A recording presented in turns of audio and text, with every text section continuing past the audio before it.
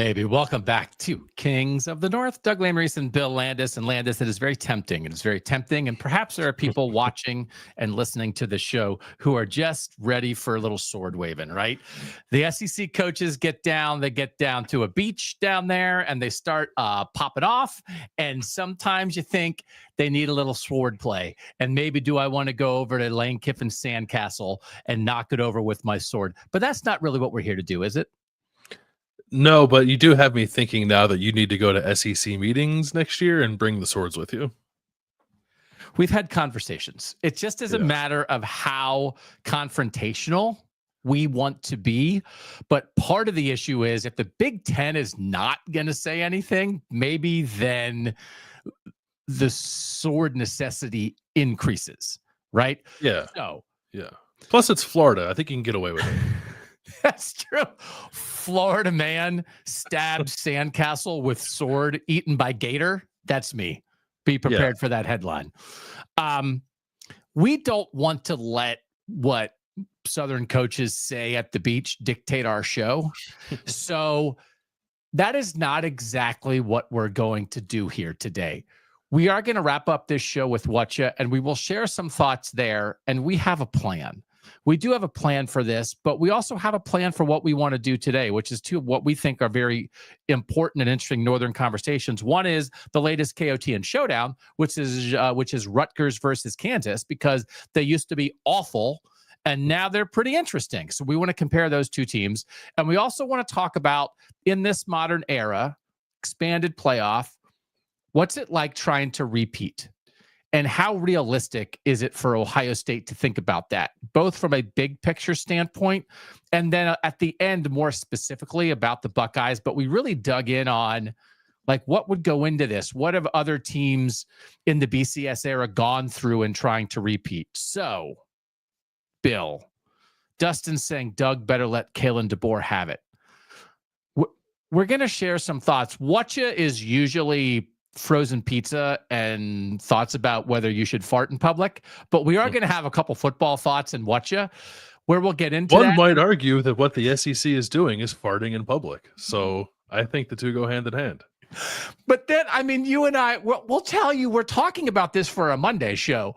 Then the question is, if the SEC is farting in public, should the Big Ten be standing next to the SEC also farting, or should they be taking like, okay, we're good. We're going to stand over here while you guys let it rip. And I don't know. I've made my thoughts about farting in public made clear. I've made them clear in the past, but specifically with this, we have thoughts and we're working out thoughts. We don't just want to like react. We want to really work out what the North and the Big Ten should be doing while the SEC and the South are popping off at the beach in a way that makes everybody hate them.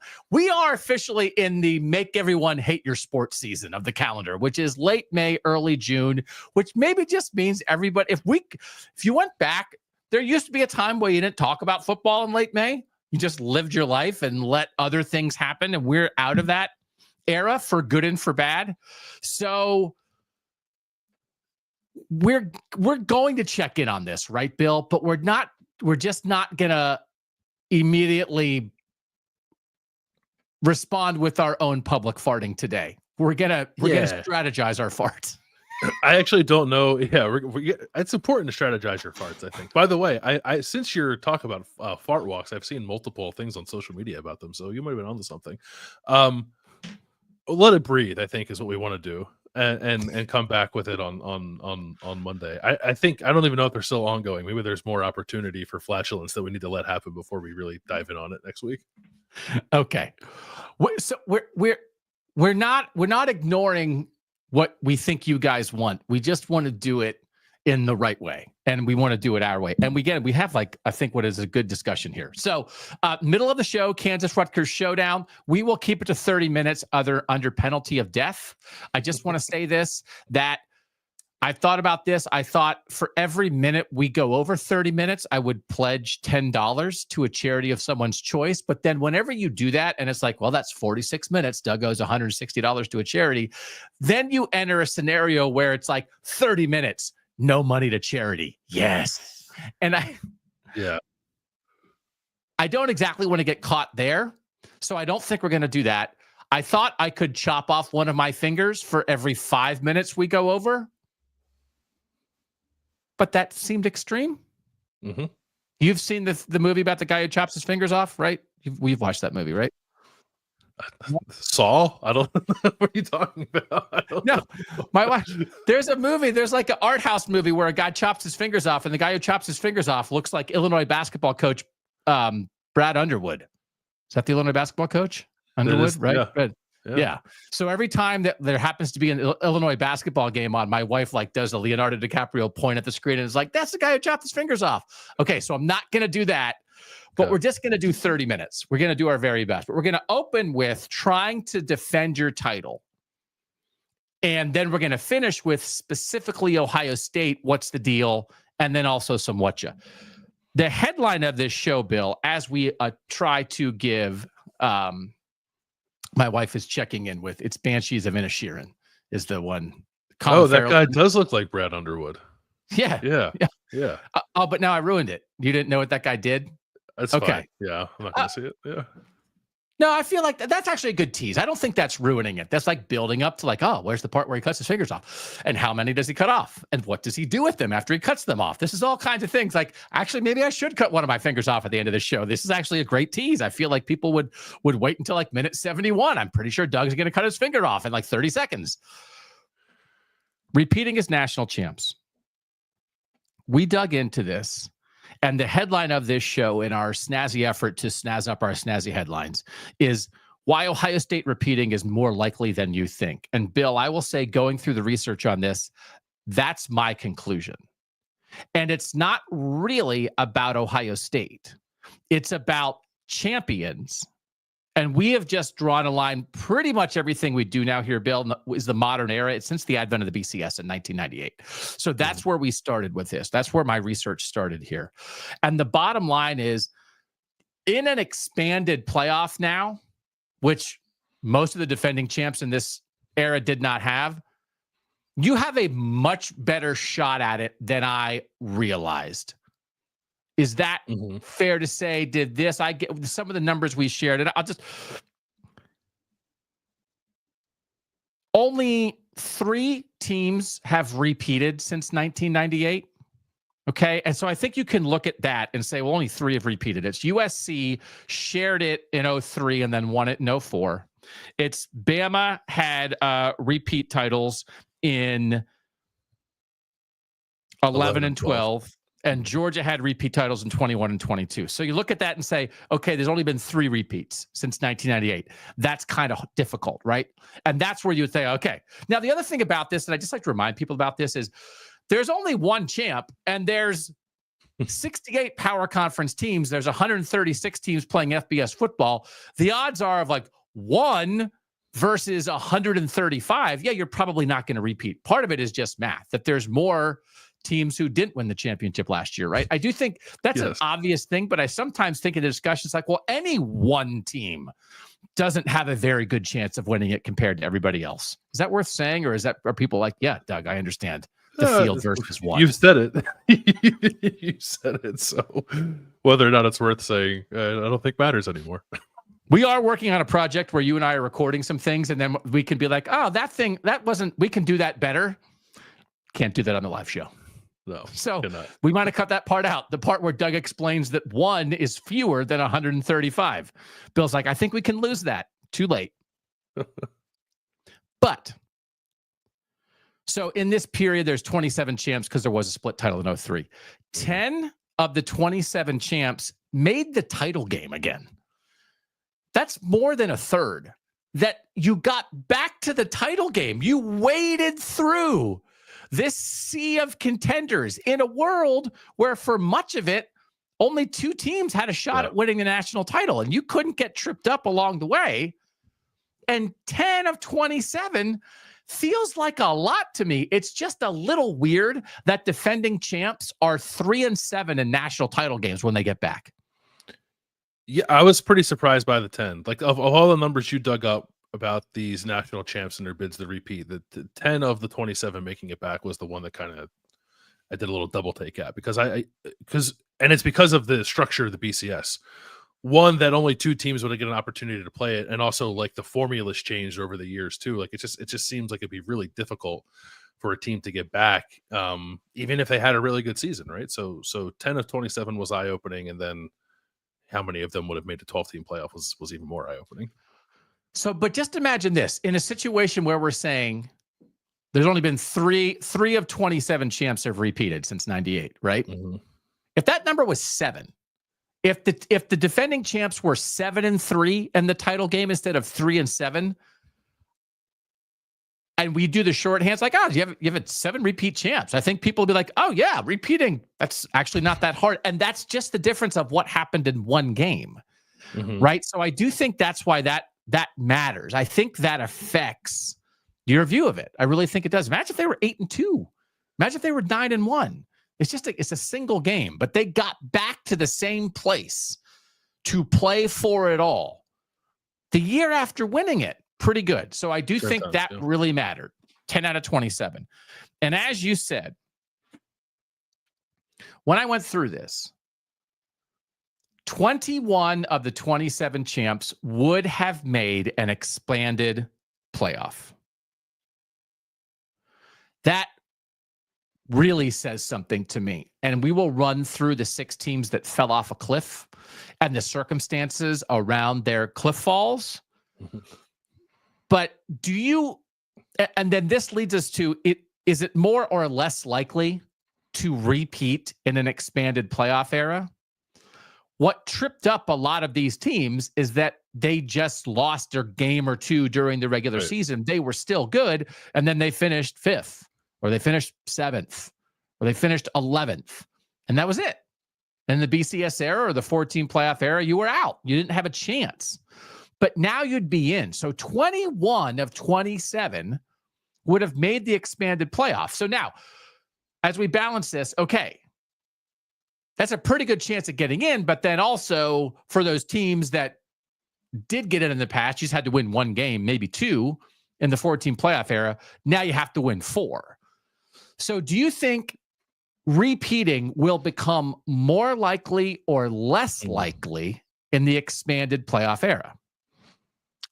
I think it'll become more likely, which, might sound crazy because you just said you have to win more games once you get to the postseason. But I think that we are now allowing for the potential for some kind of step back from a championship season that still ends with you having an opportunity to repeat as a champion. Like you go from whatever, an 11-1 and 12-0 team to a team that's 10-2, you're probably still going to get in. And then I think there's something to whatever you want to call it, the institutional knowledge of having gone through the playoff gauntlet once before and winning it all that would help you once you got there again. So I don't think it's going to jump up to like, we had 3 out of 27 to suddenly we're going to have 20 out of 27. But I think, I do think it's more likely to happen now with increased access to the playoff and teams figuring out the blueprint to navigate the playoff once they get there. So we'll talk about this a little more specifically as it applies to Ohio State in the 3rd segment. But for instance, as we get more and more like the NFL with college football, you think about the Kansas City Chiefs, and the Kansas City Chiefs have institutional knowledge. They have a quarterback who has been through it all. They have an experienced head coach. They just have that structure of a winning team. And so if they go 11-6 instead of 14-3, they're still going to get in. And then once they get in, maybe they have 1 fewer home game, but they're still the Chiefs. And they have all the things and all the experiences, plus the talent that if only 2 teams made, if you just said the best team in the AFC gets in versus the best team in the NFC, it's like, oh, the Chiefs went 11-6. They didn't make it. I think we're going to start thinking about college football more like that. And again, I don't know that this is the show to debate whether that's good or bad. It just is. But I think the idea of we're going to have 10-2 teams that are good, that played a tough schedule, that had a goofy week, that had a couple bad injuries, but as long as they get in the playoff and they're the 7 seed or the 9 seed or the 6 seed or whatever, you think to yourself, oh, they're dangerous. That coach has been there before. They have enough veteran players on their roster. They've been through it. And that's going to be a different way of thinking about the sport than, well, I guess if we don't have a perfect regular season, we might have ruined our chances to win this thing again. The institutional knowledge of winning. And listen, it's like, that's going to be more important than ever. Oh, you mean more important than when Nick Saban won 7 titles, 6 at Alabama, because he knew how to do this thing? But sort of, yes. Sort of even more important, because I do think having been through it, we're just going to enter a new era where 7 seeds, man, if they're blue blood 7 seeds that have been through it, watch out. Yeah, I mean, I agree with all that. I guess the one thing I would say to maybe play devil's advocate for myself is like, one, I don't think you can make the NFL comparison like 1-to-1, because like the Chiefs, for example, have a magic quarterback for 15 years, right? And you're not going to have that dynamic doesn't exist in college football. And I guess like if you were to say on one hand that like increased access to the playoff and that institutional knowledge can help teams maybe repeat more often than they had previously, I think that's true. But then the impediment to it is the way the rosters are built in college football generally. Like all these teams that were trying to repeat prior to 2018, I guess, weren't living in fear of half their roster leaving every offseason. Short of guys going off to the NFL, right? Like but transient nature of college football, I do think would be the pushback on. But we're having a repeat. We're having a repeat conversation. How many defending national champs are losing a bunch of guys off their roster that matter? I don't know. I don't know that we have enough data to support. But I think if we're talking about defending, I think the portal helps defense, because you as the champ are more likely to attract guys and patch holes immediately than lose guys that matters in the portal. So again, we're going to talk specifically about Ohio State, but Ohio State lost 2 left tackles, Josh Simmons and Donovan Jackson, and they lost their right tackle, Josh Fryer. And previously, it would have been like, okay, well, let's see what these young tackles. And instead, Ohio State just went the portal and added 2 tackles and patched those holes. And so, but it's not a guarantee that they're like. But there's no. I think you're right. On the average, you're probably right. It will more often be a positive than it is a negative. But like, I'm not. Whether it's Ohio State or anybody else, there's no guarantee that the portal tackles you got to patch the holes are better than the guys who would have stepped up, right? But is not the portal a plus? Who's a player that's mattered that has left the defending national champ to go in the portal? Like, are we ever going to see that? So thus far, like I don't know that I could give you one. But what would be the circumstance of that? I'll be very, and this is the thing that like, it's sort of like one of those like, bombs that you would drop into the sport. Let's get to the year where Arch Manning wins the national title at Texas this year and then is coming back, but comes back to USC because USC paid him $10 million. I don't think that's the scenario. I don't think the star leaving is the scenario. I think the concern would be more being sapped of your depth. But I would say through a 16-17 game season to repeat as a champion. But it certainly hasn't happened to Ohio State.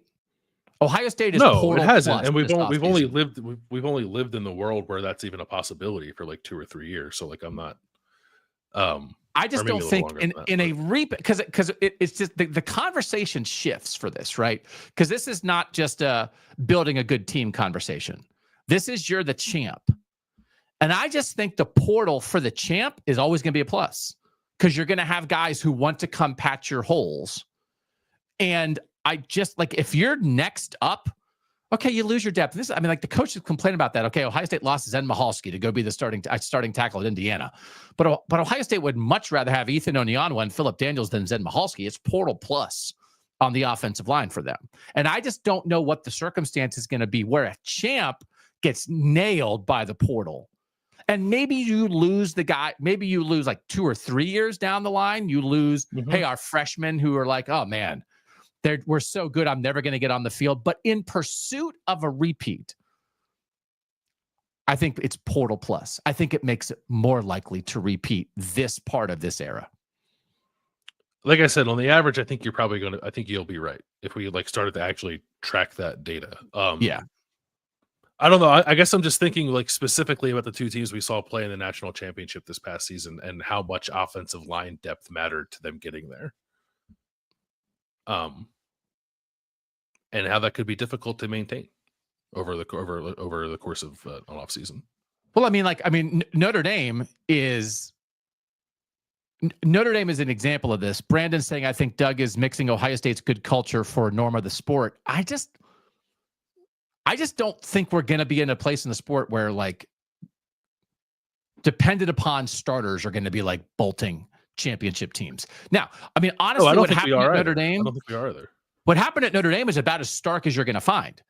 To lose Rocco Spindler, Pat Coogan, and Sam Pendleton in the portal to go start at 3 Power 5 programs on the offensive line. That's an example of what you're talking about. So Notre Dame, right? Jeremiah Smith doesn't catch the last bomb and whatever. Mm-hmm. Notre Dame could have been the national champs.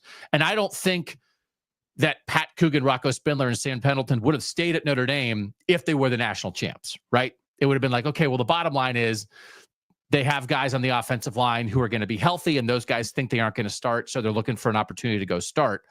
But I still think there's like a net plus there for Notre Dame in the portal with what you're adding. Devontae Smith defensively, and you add a couple receivers that you think Malachi Fields from Virginia. Like, I still think you're patching holes, and where you lost those 3 offensive linemen, yes, it's good depth, but you're losing from a place of strength. I still think Notre Dame's net portal plus this offseason, but that's what you're talking about, right? Like they lost 3 good offensive linemen off a team that was in a game in the fourth quarter to win it all. Yeah, and like Ohio State lost a bunch of defensive linemen, not via transfer. They only lost like kind of one via transfer that was going to play, but they lost guys at the NFL. Like, they didn't load up, so it's like. But they were always good. But like, they're always going to lose guys to the NFL, and they did add Bo Atkinson. And 5 years ago, they would not have added a Bo Atkinson. I'm thinking about defensive tackle specifically. But you think about Ohio State and adding Bo Atkinson and Max Clare at tight end, and the 2 tackles that we mentioned. And 5 years ago, can't play defensive tackle. That's what I'm getting at. Like, I think it's a line of scrimmage conversation primarily. But that always would have been the case. But that's like no different. Like you think so? They lost Hero Canoe, who's going to probably play a little bit at Texas, right? Like, do you think they're worse off? Because Texas had 8 defensive tackles. No, you're I don't. Always going to lose guys. You're always. That's the nature of college football. No, I don't think like Hero Canoe will be the difference between Ohio State repeating and not. But I think a guy like that generally for any team trying to repeat is like kind of what I have in mind. Like a younger player who hasn't played a lot, who you're counting on to step up and play an important role in a team that's trying to repeat as a championship, and he decides to go somewhere else because they offered him more money. And like, if it only happened for Ohio State with kind of one guy, and maybe it won't ever happen for a team specifically like Ohio State for more than one guy, but I think it could happen for other programs and if it happens with 2 or 3 guys in the same position group, then I think you could have enough of an issue that makes repeating slightly more difficult. Not like, derails your entire season kind of thing. But I do think depth on the offensive and defensive lines is pretty crucial to winning a national championship now.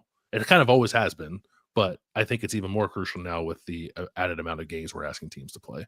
And it's at those 2 positions specifically that I would be a little worried about not having enough bodies to make it through year over year.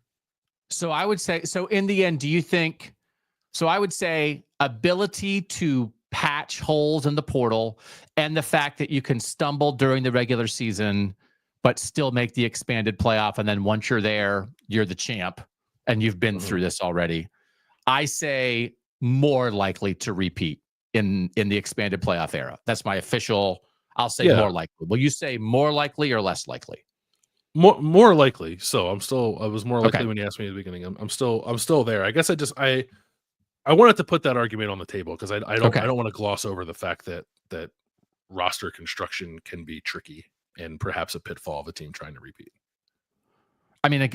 Okay. Justin Fry, Ohio State's former offensive line coach, did a great job last year figuring this all out on the fly with the injuries to Josh Simmons and Seth McLaughlin, and they had a bunch of guys step up and play really well. And if they didn't, Ohio State may not have won the national championship. But the thing with Justin Fry always was, is he recruiting at a high enough level? Is he winning battles for top 100 national recruits on the offensive line? And if this was not the portal era, I think that would be coming home to roost in a real way right now for Ohio State. And instead, they solved 2 tackle issues in the portal. And so that's the kind of thing. We think. But much better. I mean, no guarantee, but I think they are 5 times better off than they would be if they had just kept the offensive linemen who are on their roster and you couldn't add transfer guys. Yeah. So, I mean, there's no guarantee, but like, previously, sometimes, because when you have, I do think Ohio State's an interesting example in the big picture here. There's like a team like LSU 2019 is a team we can talk about, right? Their attempt to repeat, they lost 5 games. They lost everybody. And then you have a veteran team of incredibly skilled players and they all leave. And then what happened is, especially when those guys are veterans, you have a bunch of guys behind them who haven't played because the guys ahead of them were so good. And then I think in the past, there were times like you could almost, by definition, step into a reset year because you lost a bunch of 3-year starters. And now you're having like a bunch of guys like, well, we don't have any starters left because those guys couldn't start because they were blocked. And now you just go get somebody else's starters, right? Yeah. That previously a team like Ohio State, I think almost would be built, a program like Ohio State, like Georgia, schools like that don't have reset years anymore. But that's what I'm talking about, that to be great, you've got to be talented and often experienced. And then, I mean, you look at what happened to Washington last year, right? Now, if Washington make the national championship game and then everybody leaves and it's a different deal because you lost the coaching staff too. But if Kalen DeBoer had been there, right, I think you might have been able to go through and like, okay, well, don't you want to come play for us? We do things this way. We'll get some receivers in the portal. We lost our 3 top receivers. You would have kept a couple offensive linemen, but we lost our tackles. We'll add those guys. Right. And you wouldn't have had the step back year if you would have had the structure in place of all of that returning. Okay. I think it's an interesting debate as people try to think about the pursuit of this and whether you think it feels realistic or fanciful for a team like Ohio State, trying to think about how it used to be. Isn't it? It's good. Or are you mad that I'm yelling at you a little bit? No, I don't. I just like, I think you are correct, and you will be on the right side of history more likely than not, that the portal will be a plus for these teams trying to repeat. But another way to view it is just like there is now a second avenue that players can use to leave your program after you win a national title that didn't exist 5 years ago. And I guess as long as you're good at balancing that out by bringing the right guys in via the portal, then maybe it's a moot conversation. But I don't know that I would assume that everybody would be great at that. Okay. The 7 champs who lost in the national title games, by the way, Florida State, 99 champs, lost the 2000 national title game to Oklahoma. 01 champs, Miami, lost to Ohio State in 02. USC, the 04 champs, lost the game of the century to Texas in 05. Alabama in 15, lost to Clemson in 16. Alabama, 17 champs, lost to Clemson in 18. Clemson, the 18 champs, lost to LSU in 19. And then Alabama, the 20 champs, lost to Georgia in 21. Like, again, like when you put it that way, it's like, oh, yeah, we'll be back. It's easy, right? I mean, and again, I just, you got to wrap your head around it. Here are the 6 teams that fell off a cliff.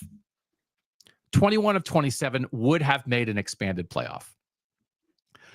2006 Texas lost 3 games the next year and finished 19th in the final rankings. They lost Vince Young and transitioned to young Colt McCoy. They lost to number 1 Ohio State in week 2 and then actually didn't lose again until the last 2 weeks of the regular season. So they weren't terrible, but they lost Vince Young.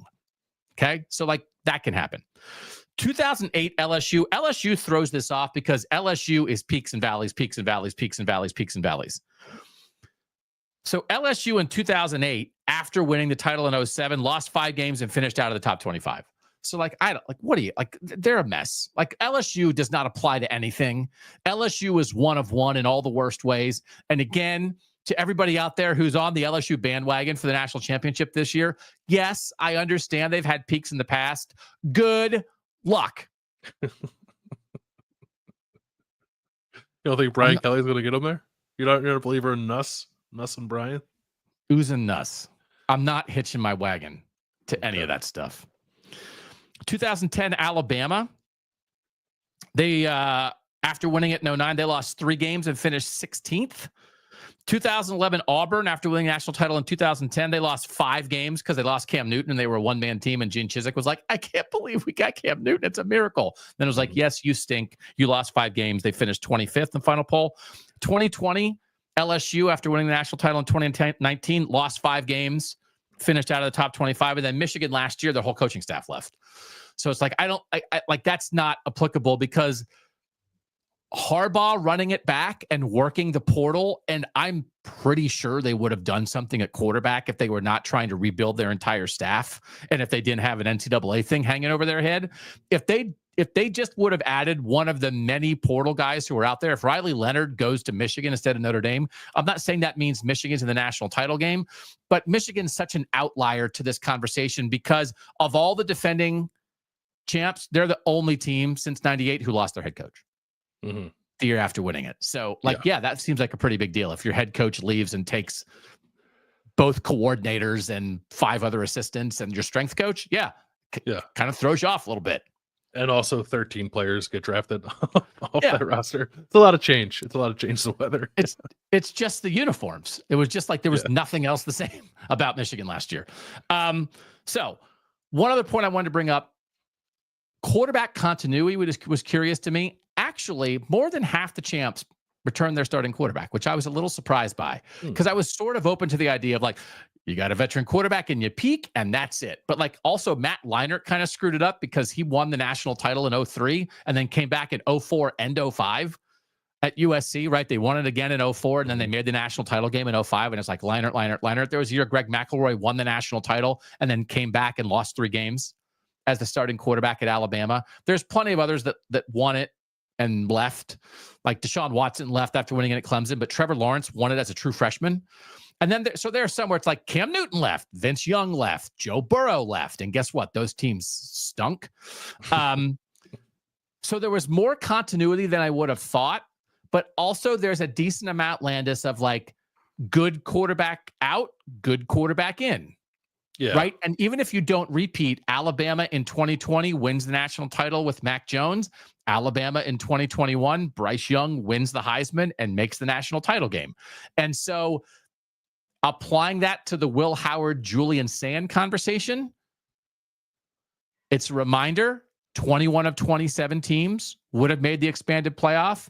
But again, a lot of them are returning a quarterback. But this Will Howard, Julian Sand handoff that Ohio State's going to be going through is like a pretty normal thing that a lot of these defending champs have navigated in pursuit of at least having a very competitive season. Yeah, and I think like there's maybe Ohio State and Alabama are maybe the only two that you would just have a much higher level of confidence in them like navigating that. Like Alabama's run a quarterback play is kind of insane right now, and obviously Ohio State's is too. So, it's not the best thing to be doing. It's not the best thing to be bringing in a guy who's like never done it before to try to win you a second straight national title. But there is a higher level, I guess, of benefit of the doubt that you might give those two programs specifically based on their track records. 12 defending champs lost at least one coordinator. There are only 2 examples, and Ohio State's the third, of losing both your coordinators. Bama lost both guys, Brian Daboll and I think Jeremy Pruitt, the defensive coordinator, one year, and then Michigan, and losing their entire coaching staff, lost both coordinators. Mm-hmm. I think you can go through here at times, and it makes sense to lose a coordinator. Bo Pelini left LSU after a national championship to go be the defensive coordinator at Nebraska. Dave Aranda left LSU after a national championship to go be the head coach at Baylor. Tom Herman left Ohio State after the 2014 national championship to go be the head coach at Houston, and I thought was very impactful for that. The quarterback thing you can navigate. I do think the coordinator losses are a little... It's like, hey, who can hire as a head coach? Oh, coordinator from the national champ. It makes sense to lose these coordinators, but I am a little bit on alert for that with Ohio State, especially losing both. Yeah, and they're doing all 3. They're doing both coordinators and the quarterback. Yes. Yeah. Yes. So that is normal. Here are the final rankings at the end of the year, just to put this in your head. This is either the BCS standings or the playoff rankings at the end of the regular season going into the postseason for all the defending national champs. You don't have to write this down. You can just absorb it. Okay. It's like a computer code. It's a bunch of zeros and ones. 5-2, 11-1, 5-1, 11-1, 19-12, out. 5-16, 25, 2-3, 3-7, 1-1, 1-3, out. 1-1, 6, out. That's a lot of ones. Mm-hmm. Eight defending national champs finished number 1 at the end of the regular season. 2 finished number 2, 6 finished 3 through 5. So that 16 of 27 defending champs, 16 of 27 were in the top 5. Top 5. It's pretty good. In the final regular season rankings. 2 more were 6 through 10. So 18 of 27 were in the top 10. 21 of 27 were in the top 12. And that was my threshold for expanded playoff. If you don't fall off a cliff, a Cam Newton cliff, a Vince Young cliff, a Joe Burrow, Jamar Chase, Justin Jefferson, Patrick Queen, Clyde Edwards-Helaire, Grant Delpit, our whole 2019 LSU team left, or a Jim Harbaugh, Jesse Minter, JJ McCarthy, we lost our whole team. If you don't fall off a cliff, you got a shot. Like, that's what the history tells us. Yeah. There's 6 cliffs. Everybody else would have made the playoff, and then you're in with the coach who knows how to do this and a roster, at least some chunk of a roster that's been through it. That is my conclusion on this, and I find that very interesting. It's basically like as long as your national championship didn't come out of nowhere. Like you spiked unexpectedly. Like I'm looking like LSU. LSU in 2019 was 1, 2, 3, 4, 5, 6, 7, 8, 9th in the national title odds, and like way behind the teams that were the favorites. I would imagine the same was true of like Auburn in 2010. Yeah. So it's like if you're a team for whom like winning the national title kind of didn't make sense, then I can see why you're. Just say LSU. Which is mostly an LSU conversation. Then I can see why you would experience the fall off. Otherwise, I think you'll be okay. Yeah, This is what should happen on this show. You guys live your lives. You enjoy college football. You spend time with your family. You're in your bowling league. You go to church. You go on a picnic. You work out. You live your life. And then Bill and I sit in front of a computer and dig up some stuff and maybe little twist your view of the sport that you love. And this has affected how I am looking at Ohio State going into the 2025 season. I will absolutely say that. Me too. I was, I think, predisposed to be fairly dismissive of anyone trying to repeat as national champions, and now I feel like I'm less so. So yeah, I'm a little more open to the idea than I was, 2 days ago. And then go win 4 games against good teams. Good luck. Yeah, but and we'll have a little conversation about that on the back end. And on the back end, we're gonna talk. We wanted to give you the big picture numbers.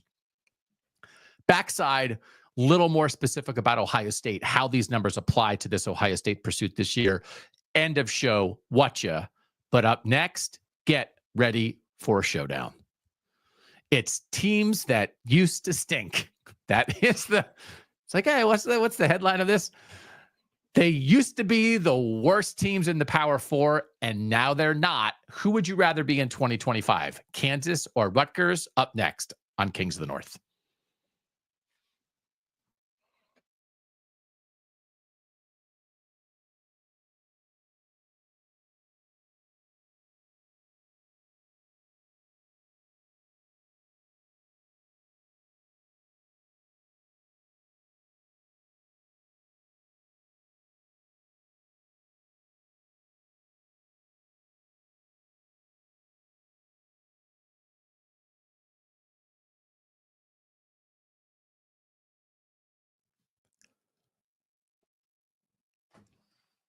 Doug Lesmerises, Bill Landis. Give us a thumbs up on YouTube. Drop a review or stars or whatever. You're listening on a podcast. Tell a friend about Kings of the North. We're just so grateful, as always, that you guys are here. Kansas versus Rutgers breakdown. You're Rutgers, right? Yes. Yeah.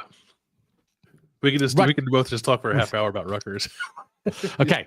Clock's ticking. All right. I'm gonna cut something off if we go over 30 minutes. Rutgers 5.5 projected win total. Kansas 7.5 projected win total.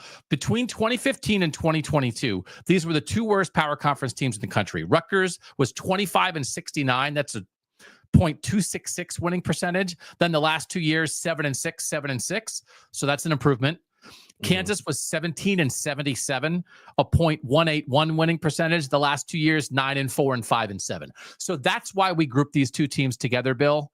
They used to be horrendous, and now they're competitive, and that is almost entirely due to the power and the acumen of the two veteran head coaches who are leading these programs, in Greg Schiano and Lance Leipold.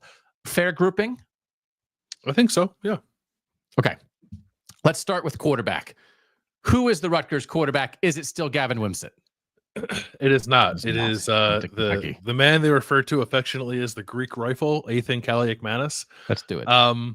Here's the thing about Ethan Kaliakmanis. He is simultaneously the best quarterback Rutgers has had in like a decade, and also like the 12th best quarterback in the Big Ten. So, like I don't want to be like mean to the guy. I think he was better at Rutgers last year than he was at Minnesota. Like that Minnesota just didn't work. He transferred there last year.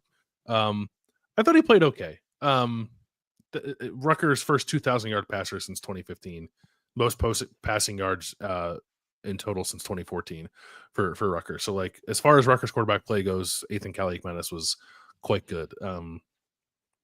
He was pretty good down the stretch too. Like Rutgers had a stretch of 5 games to end the year. They were all 1-possession games. Rutgers went 3-2, but Kaliakmanis played okay.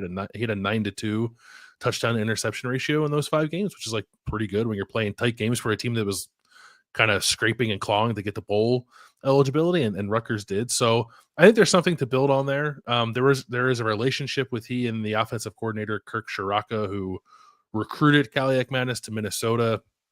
Basically, like didn't have much of a chance to coach him there. And they reunited last year at Rutgers, and now like this offseason, Greg Schiano was talking about like there's another level for Kaliakmanis to get to, and part of that is just sort of another offseason with Shiraka in the offense and taking that step. There's one thing statistically I want to throw out as it relates to Kaliakmanis because it kind of blew my mind. I think they need to get him more layups, and here's what I mean by that.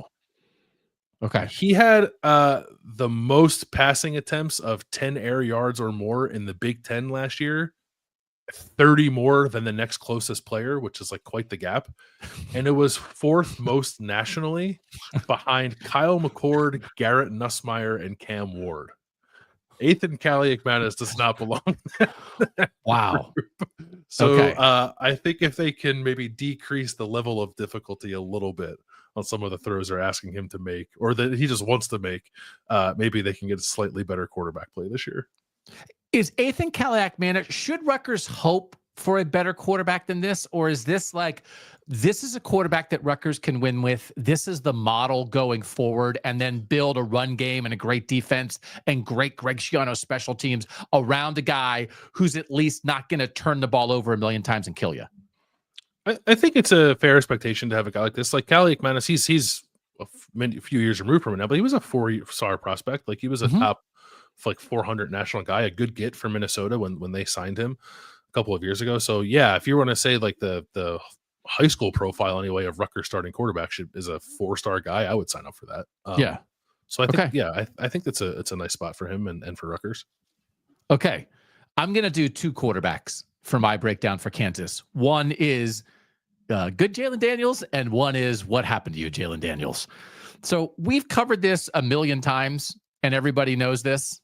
Jalen Daniels, the first 5 games of last year, and then what he did in the last 7 games of last year, it's a completely different person. Can I give you all the breakdowns? Please. First 5 games, 5 touchdowns, 8 picks. Last 7 games, 9 touchdowns, 4 picks. First 5 games, 53% completion percentage. Last 7 games, 60%. First 5 games, 161 passing yards per game. Last 7 games, 236 passing yards per game. First 5 games, 6 total sacks. Last 7 games, 4 total sacks. First 5 games, Kansas was 1-4. Last 7 games, Kansas was 4-3. First 5 games, 8-7 big time throw to turnover worthy play ratio. Last 7 games, 14-8. First 5 games, PFF ranking among Power 4 quarterbacks, he was 57th of 67. 57th. First 5 games. Last 7 games, 15th. So, and that 15th for the last 7 games, that's ahead of Dylan Gabriel. It's ahead of Avery Johnson. It's ahead of Cade Klubnik. It's ahead of Will Howard. It's ahead of Drew Aller. That's what good Jalen Daniels can be. And the last 7 games of the year, they lost to Arizona State by 4 because Arizona State scored a touchdown with 16 seconds left. Then they beat Houston. Then Kansas State kicked a 51-yard field goal with 1:42 left to beat them by 2. Then they beat 3 ranked teams in a row, Iowa State, BYU, Colorado, for the first time in school history. And then they laid an egg versus Baylor, where he kind of reverted and threw 2 picks. So in the 5 wins, 7 touchdowns, 2 picks. In the 7 losses, 7 touchdowns, 10 picks. Okay. Minor knee procedure, didn't do much in the spring. Back for a 6th year of college football. A reminder that in 2022, when he jumped on the scene and Kansas started 5-0 and people was getting like Heisman buzz, he threw 11 touchdowns against 1 pick and had a 68% completion percentage when that 5-0 start in 2022. Okay. So like he's had 2 pockets here of good play where he's not turning it over. He's going to turn 23 in October. If Kansas gets the good Jalen Daniels, and if you take like the first half of 22 before he got hurt and the back half of 24 and smush that together, he might make it to New York and Kansas might win the Big 12. So then the question is, what are the chances of that happening? There's at least some chance, right? Yeah. He's done it. Why wouldn't there be?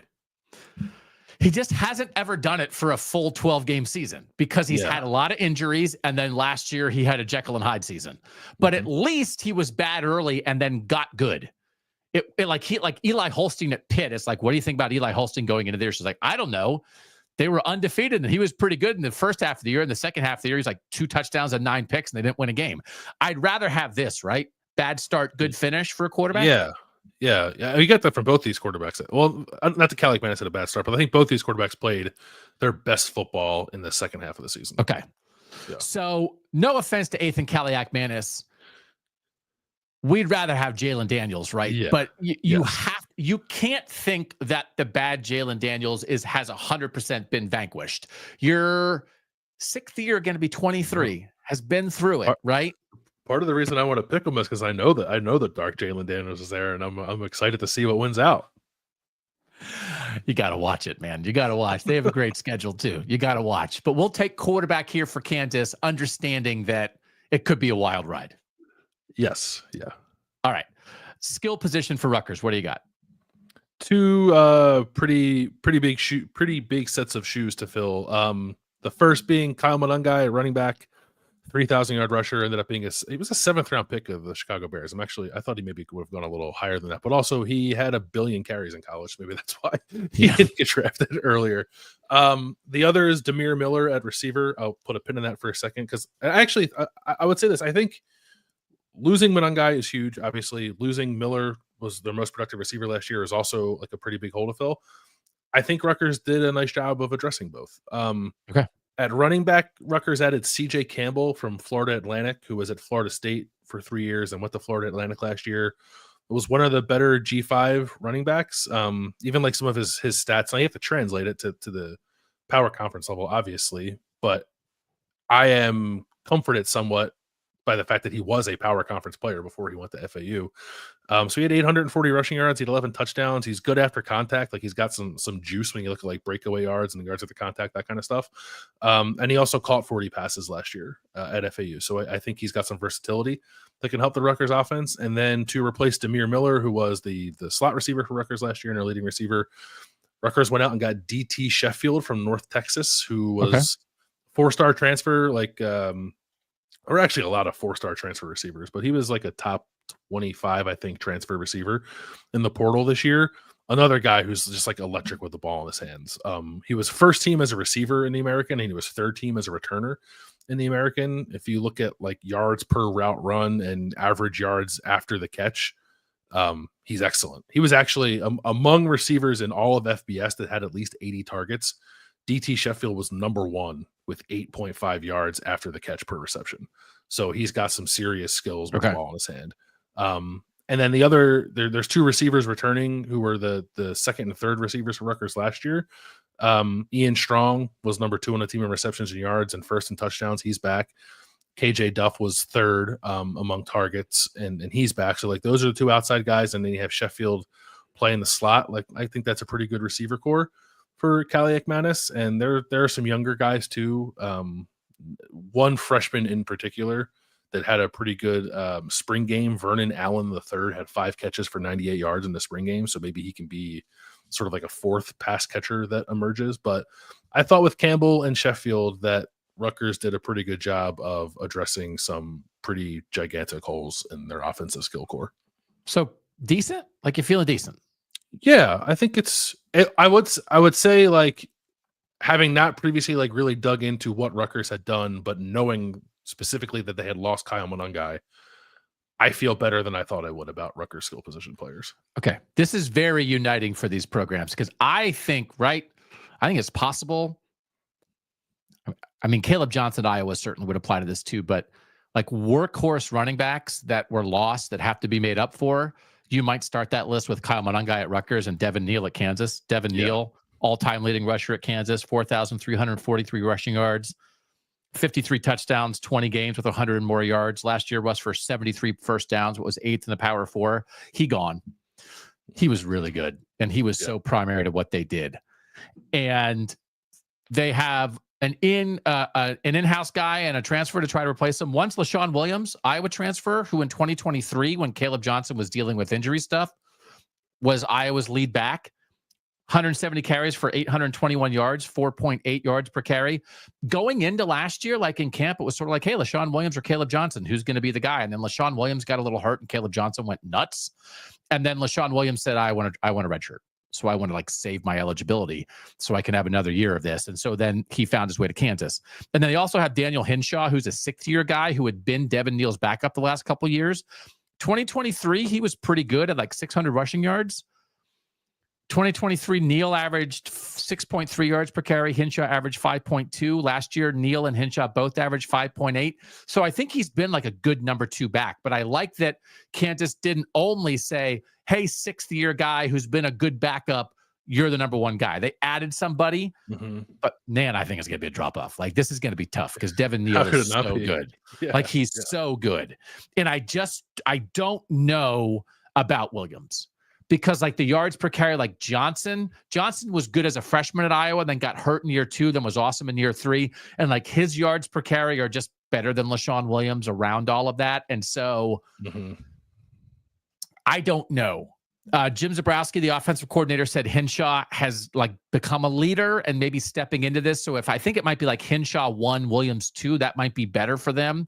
I think it'll be a pretty even share, but this is going to be a drop-off. And speaking of drop-offs, they had 7 guys last year. Neal's one of them, who had between 690 and 139 receiving yards. Their top 7 pass catchers, all gone.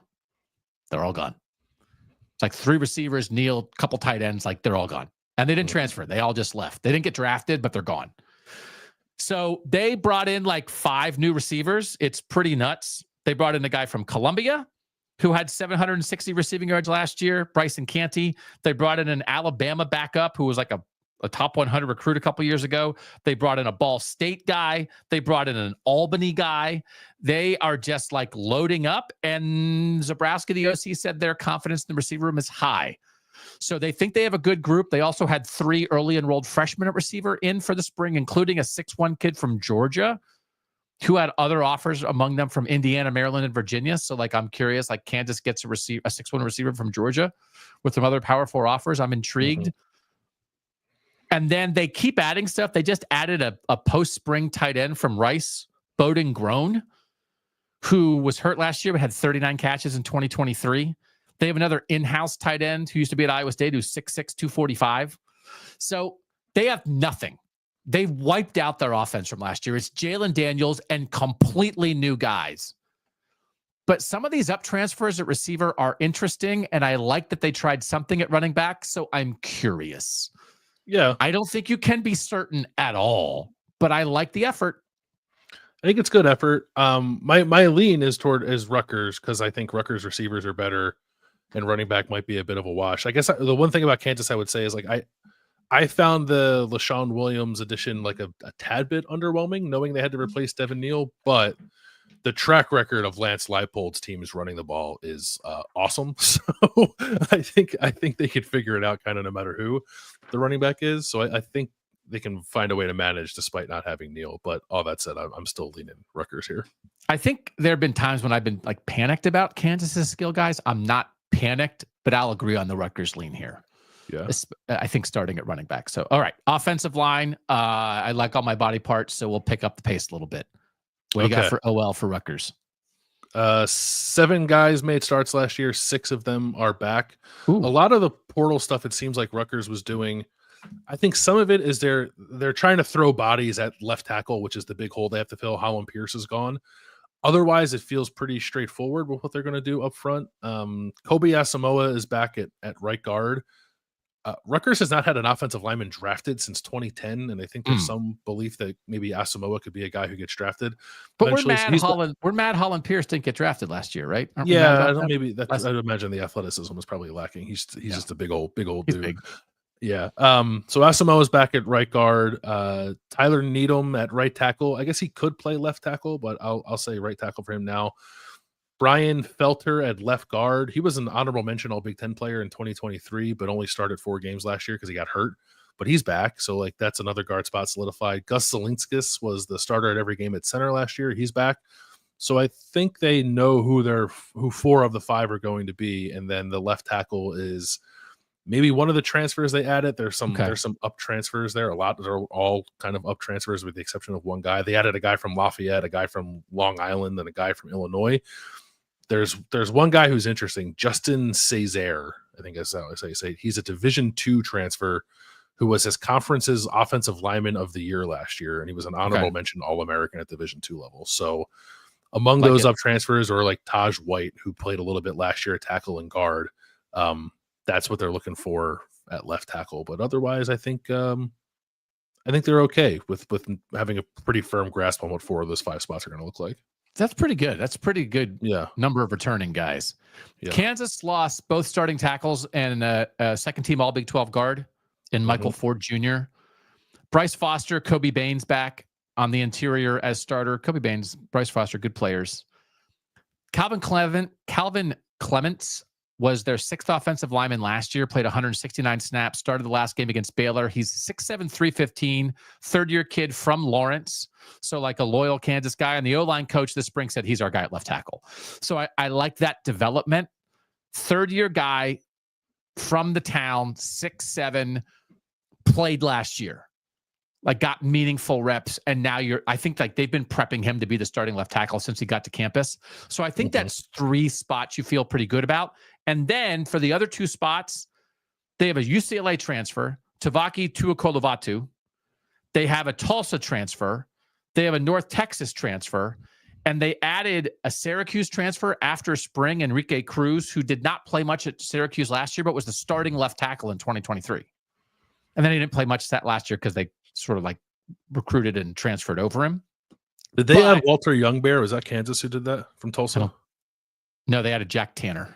Okay, Walter Youngbear transferred to somewhere in the north, I think. Yeah, look at you. I knew you were going to be on Youngbear alert. So Tyler Mercer was a decent starting center at North Texas last year. A couple of the other guys, not quite as much. Nolan Garcia, I apologize for mispronunciation there, is an in-house guy. He missed spring after a finger surgery. Anyway, I think there's 3 spots they feel pretty good about. And then they have like 5 reasonable options for the other 2 spots. So I think they're okay. I think Clemens has a chance to be good at left tackle. And again, this is just like professional coaching and some of these coaches who came up through the ranks, and you are finding up transfers. We talked about it with Cignetti. I think there's a lot to compare between Kurt Cignetti at Indiana and Lance Leipold at Kansas. I don't think you're certain about Kansas on the O-line, but they're always going to be pretty good there, and I kind of like the plan. But maybe Rutgers here? So Rutgers has more back. But like aside from Asamoah, I don't think anyone was, and even like Asamoah was fine last year. Like Bryce Foster is the best offensive lineman in this conversation, the center for Kansas. And I love Kansas's offensive line coach, Darryl Egbalsa. I think he's one of the best offensive line coaches in the country. So my lean is Kansas only because of my affinity for what they do with offensive line play. That's that Leipold staff year over year. And I mean, that's the guy who's saying Clemens is he said he's our guy at left tackle. Yeah. What I love about Calvin is you lock him in at left tackle this year, and he's a tackle till he's done playing college football. So like I think they might get 3 years out of this guy. So the UCLA transfer is interesting. So you want to lean, and they just kept taking swings. Like they added like 4 or 5 guys post spring portal. Leipold just keeps taking swings. Like, I think this guy could help us. Take a swing. Like, I think the right kind of portal aggression for a program like this. I, of course, am going to give you the nod on offensive line. If you want to go Kansas, we'll go Kansas. Yeah, I'm leading track record of development and going Kansas, even though Rutgers returns more. Okay. Defensive front 7 in 30 seconds for each team. Yeah, Rutgers is portaling it. I think they're going to probably go by committee at defensive tackle specifically. Added a couple of guys from South Florida, James Madison, Kent State. Returned 2 guys who've played 300 snaps. So one of them is Zaire Agnoy, who was like the most improved defensive player in the spring. But they're going to probably play 5 and hope that's enough at tackle. They added 2 pretty interesting transfers at defensive end. Eric O'Neill from James Madison, who was 4th in the country in sacks last year with 13. And Bradley Weaver from Ohio, who was also top 25 in the country in sacks last year with 8.5. Both also graded out very well as run defenders on Pro Football Focus. They have to replace Aaron Lewis. They lost Wesley Bailey to transfer to Louisville. So those are 2 pretty important guys they have to replace. But really good job at defensive end with O'Neill and Weaver in the portal. So I would be concerned about defensive tackle, but I think they're going to be pretty good at defensive end. And linebacker? Linebacker Mohamed Toure transferred to Miami, which is kind of a big blow for them. But honestly, I don't know 100% what Toure's role would have looked like. He would have started, but Rutgers feels good about its linebacker situation and its linebacker depth, even despite losing Toure to transfer. Daryl Jabome played the most snaps, I think, of anybody on the defense last year. After Toure went down, he's back. They think he's going to be good. Moses Walker played 200 snaps last year as like a backup. Greg Schiano said both had great springs. They're the top 2 guys, and it seems like they feel pretty good about those 2 top guys. Okay. Kansas has a lot back in the defensive line. Both 2 starting tackles back, and then Dean Miller at edge led them with 26 pressures last year, was second-team All Big 12. He's back. They added Justice Finkley, a Texas transfer, in the portal. Played 284 snaps at Texas in 2023. Didn't play much last year, but had a lot of good visits in the portal. Seems to be a pretty good ad. So if that's your front 4, they also have Dylan Brooks, who's a former Auburn guy who was hurt last year, former top 100 recruit, could maybe give him something. Then they added Alex Bray from Illinois on the defensive line post-spring, like a strong side end. I think they have like 6 pretty good guys. And then they've completely rebuilt their linebacker room in a really interesting way. Middle linebacker Joseph Sipp Jr. was first-team All-MAC at Bowling Green last year. And J.B. Brown transferred from Bowling Green to Kansas a couple years ago and was like a really good linebacker for 2 years. So I think Sipp's going to be good. This is like exactly the kind of up transfer you want. Like a smart, maybe undersized, but good football player at middle linebacker who is in the MAC because he's 5'10", and you bring him to Kansas and he's like, I'm going to run the defense and make 85 tackles. Awesome. Trey Lathan from West Virginia started all last year and is only in the portal. He wouldn't be available except his coaching staff got wiped out. Kansas grabbed him. Good player. And then Bengali Kamara, 6th-year guy, was at Pitt, played at South Carolina last year, wasn't starting, was playing some, and basically went in and said, like, I want a red shirt. I want to save it. And Shane Beamer was like, what? And then he was like, that's it. I'm going on the portal. So those are their three backers. Like, interesting. So like 6 guys, including some returning guys in the defensive line. And I like, this is how you go in the portal, man. Bowling Green stud, West Virginia guy who probably shouldn't even be in there, and then a flyer on a Pitt, South Carolina guy. I kind of like the Kansas front 7. I might be leaning them. Yeah, I mean, I don't know that I love tackle for either group. It's hard to beat the production that Rutgers added at defensive end. You're talking north of 20 sacks and two guys they added, and I do think their linebackers are going to be good. I might lean a little more Rutgers here, and I might do the same thing I did with O-line. Like if I'm leaning toward track record with O-line with Kansas, I might do the same thing with front 7 and Rutgers and Greg Schiano because they know how to do that. All right, I'll trust that. We leaned Kansas, and maybe it was close for O-line. I think this is what programs like this have to do. So I think credit for both teams mixing in returning guys and smart portal ads, a lot of up ads. But we'll go Rutgers defensive front 7, secondary Rutgers. What do you got? 2 younger guys to be excited about. Cornerback Bo Masco, redshirt sophomore, made 4 starts last year. He'll start this year. Safety Kaj Sanders started 6 games as a true freshman last year. He'll start this year. And then the rest of the starters will probably be transfer guys. They added Cam Miller from Penn State. He's probably going to be the nickel. I like pretty good player. Like, he played for Penn State. He didn't start, but he played a decent amount. Jacoby Henderson from Marshall. He's the guy who fell down against Notre Dame, right? That's why he transferred. Yeah. Jacoby Henderson from Marshall will probably be the other starting corner. And then Jet Elad is from UNLV, probably the other starting safety. He's a 7th-year player who sued the NCAA this year to get the 7th year because he spent a year at JUCO and said that shouldn't count against his eligibility. So he is back for a 7th year of college football. So remaking the secondary through the portal, replacing a lot, including Robert Longerbeam, who was drafted as a cornerback. But exciting youth, and I think, at the very least, experienced transfers coming in.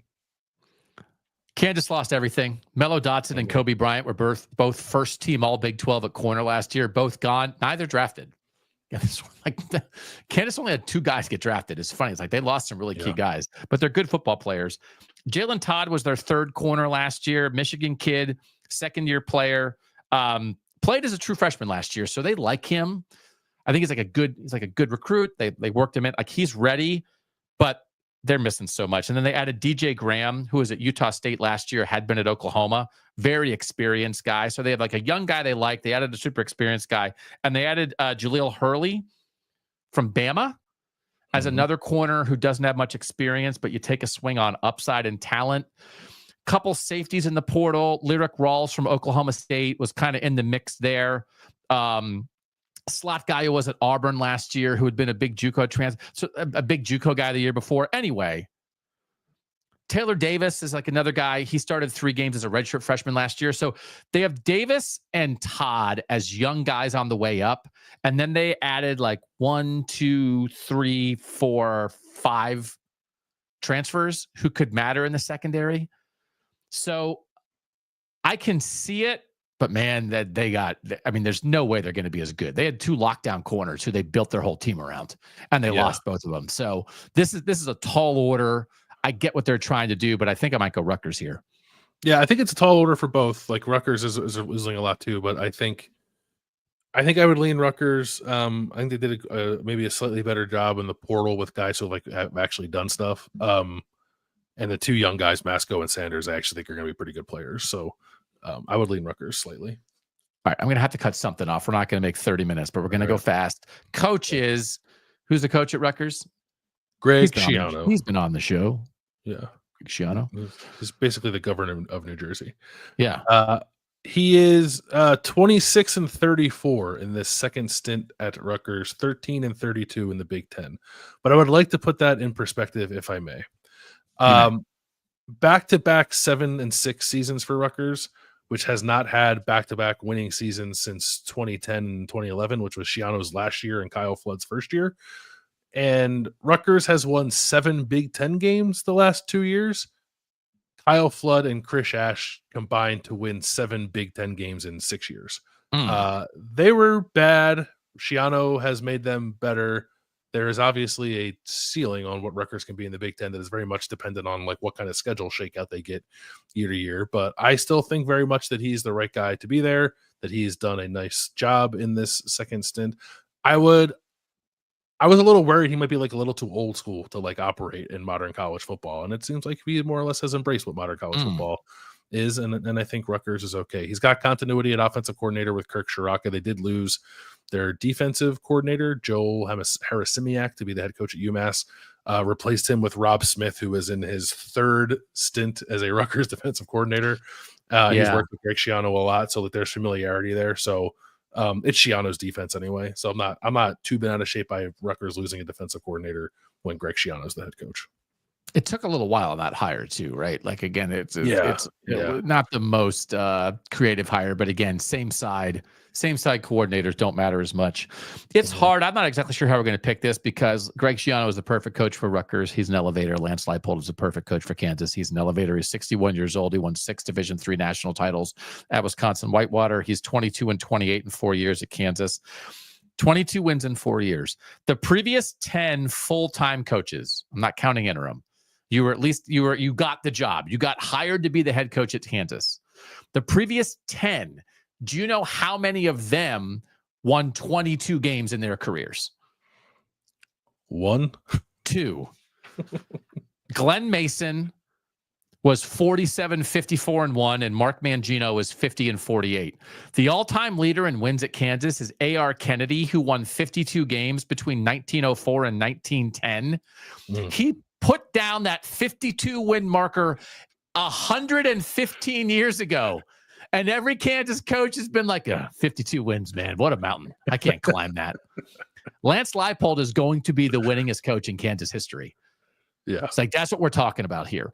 But this is a huge test for him.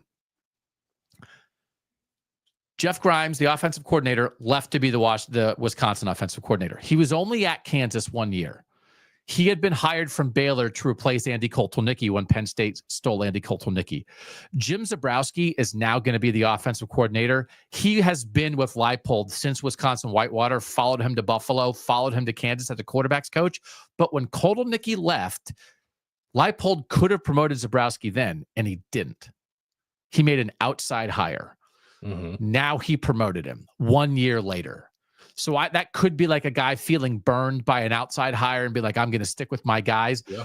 But you just have to acknowledge like, well, there was something there that he didn't automatically do it when he could have done it 12 months ago. So I'm not saying that's a problem. I'm saying you have to watch this. You can't just think Zabrowski is a loyal Leipold guy and it's going to work for sure. Because he didn't do it the first time he could have. Right? It's interesting. It's worth mentioning. Yeah. Leipold said, Jim and I have worked together for more than 10 years, and he has a great knowledge of the game and our offense. He has been instrumental in our success and will continue to push our program forward. He is a quality mentor to our student athletes and takes pride in being a Jayhawk. But when I could have promoted him a year ago, I didn't. So we're just saying that. Okay. That's just a fact. The second thing, Brian Borland had been Leipold's defensive coordinator for 18 straight years since 2007. From Wisconsin Whitewater to Buffalo to Kansas. He retired.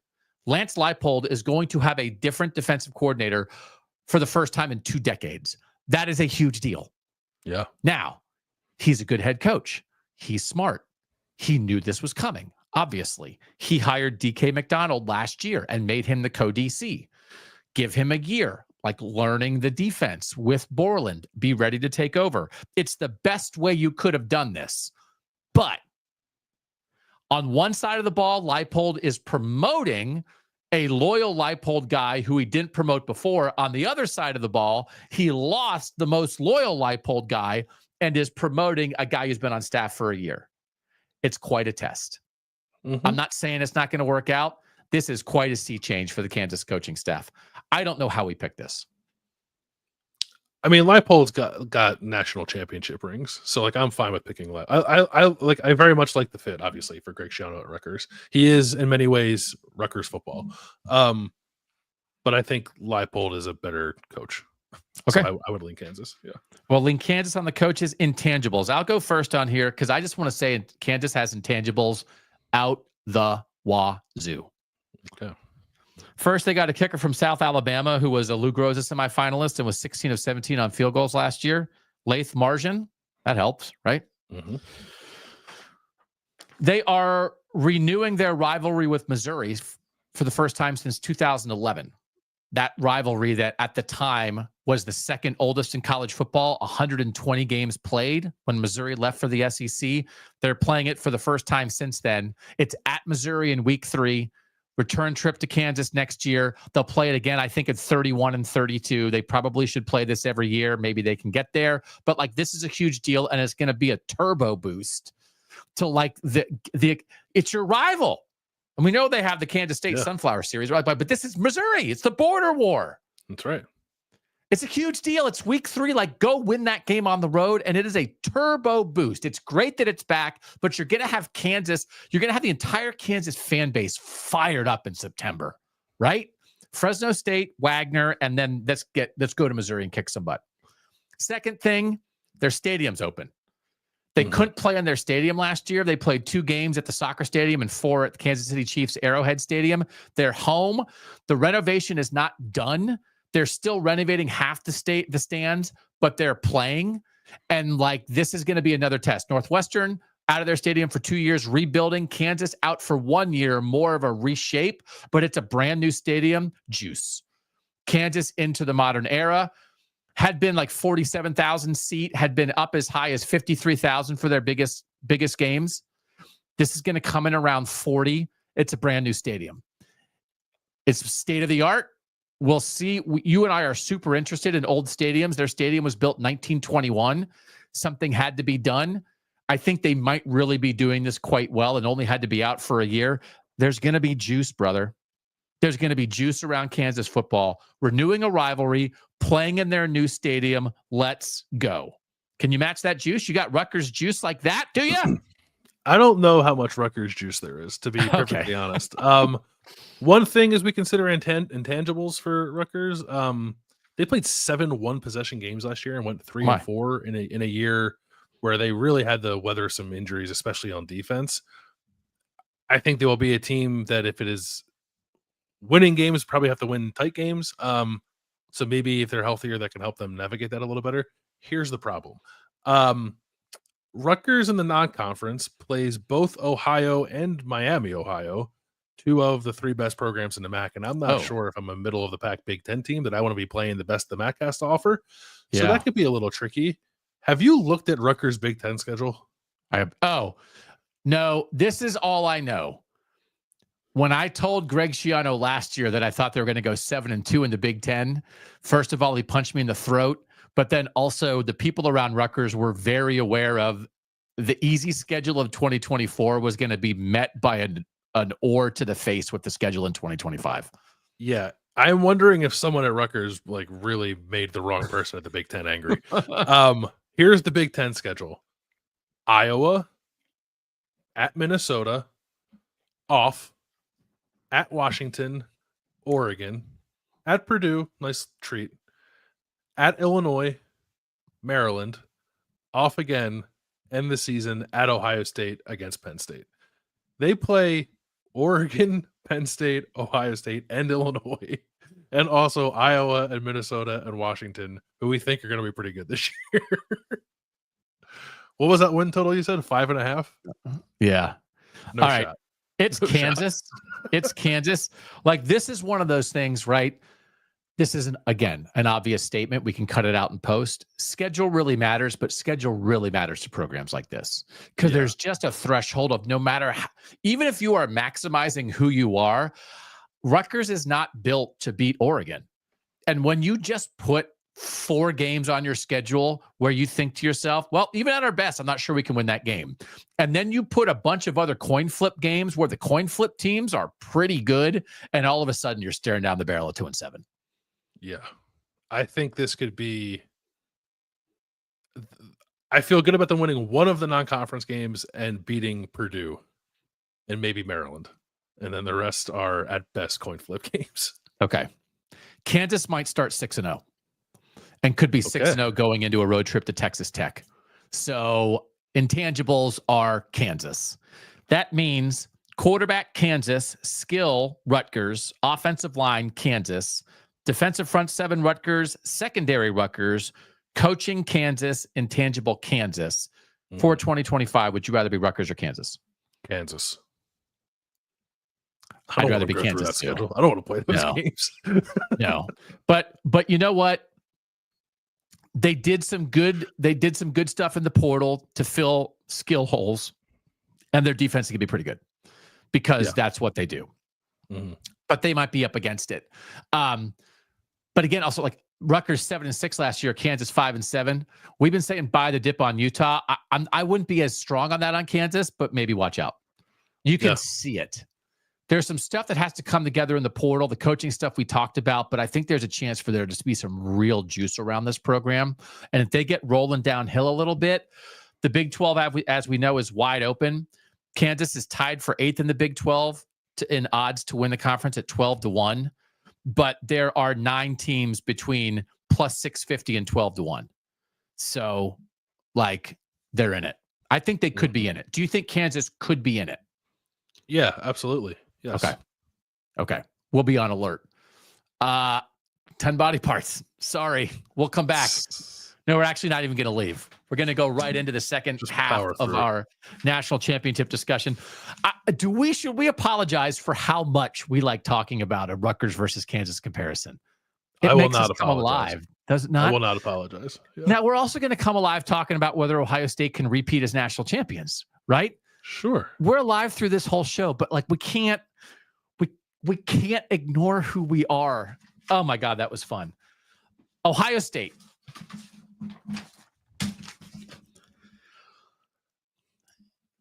The idea of Ohio State doing this, Bill, specifically, now that we've talked about it generally, does it feel crazy to you when you start applying some of the lessons we tried to learn to Ohio State specifically? No, not at all. So I think the maybe most difficult thing to navigate then is losing both coordinators. How should we talk about that as we here in the last part of the show, we want to talk about like the actual things Ohio State has to deal with in an attempt to repeat. Again, I can run through some of the key coordinators that you lose. It's not unusual, right? Florida is national champs in 2008, lost Dan Mullen as the offensive coordinator. Alabama lost Jim McElwain as an offensive coordinator. Again, Ohio State in 2014 lost Tom Herman. Alabama after 2020 lost Steve Sarkisian and replaced him with Bill O'Brien. Georgia after the first title, this is, I think, a good one. They lost Dan Lanning and replaced him with Will Muschamp and made Glenn Schumann and Will Muschamp the co-defensive coordinators, and they repeated, losing Dan Lanning, who was excellent at his job. And they did it because they had a head coach and a structure of how to go about this thing. So, like, to me, okay, if Georgia can do it losing Dan Lanning, then I think Ohio State can do it losing Jim Knowles and Chip Kelly. But how daunting do you think it is? Yeah, I think they can do it. I mean, it's something to overcome. The offensive side of it is I guess slightly less concerning to me because that's Ryan Day's side of the ball. And we had this conversation when we talked about Ohio State elevating Brian Hartline to offensive coordinator. I just think that there's enough like built-in offensive success there that they'll probably be okay. And I guess my only hope with that would be that Ohio State keeps some of the stuff that Chip Kelly gave them last year that helped Ohio State really take a step forward running the ball. And I think they will. And I think like hiring Tyler Bowen as the like run game coordinator / offensive line coach will help them do some of that too.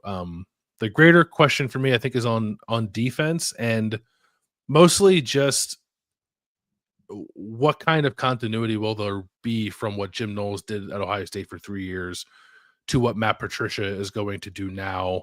Like how cognizant, I guess, is Matt Patricia of making sure he's not throwing too much new stuff at a defense that has some very good players back, but not a lot of them. Like you're banking on a lot of guys like kind of playing meaningful snaps for the first time. And I guess maybe that opens the door to change things up in a way that won't be disruptive, but I'd be more worried about the opposite of that. Just like putting too much on the plates of guys who haven't done a whole lot yet, who are still very young football players. But the early reports on Patricia are good. So like, it seems everyone seems to like him. He seems to have a pretty good handle on things. So, and like he's won at a very high level coaching defense, obviously. So I think Ohio State is pretty well positioned to overcome those losses, but I don't want to be too dismissive of the Knowles loss, because this was the best defense in the country last year, and it's a high bar to meet for Matt Patricia in his first time coaching in college in like 25 years or something like that.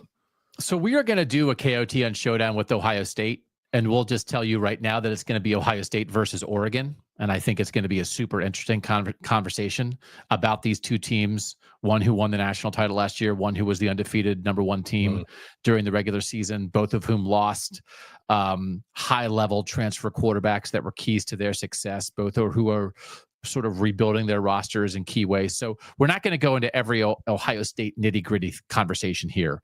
But as it relates specifically to the repeat conversation and a lot of the things we cited before, I think this is, I don't know if it's 80% a Ryan Day conversation. Is Ryan Day a repeat coach? When you look at this era, when you look at Nick Saban winning 7 titles and Urban Meyer winning 3 and Kirby Smart and Dabo Swinney and Pete Carroll winning 2, right?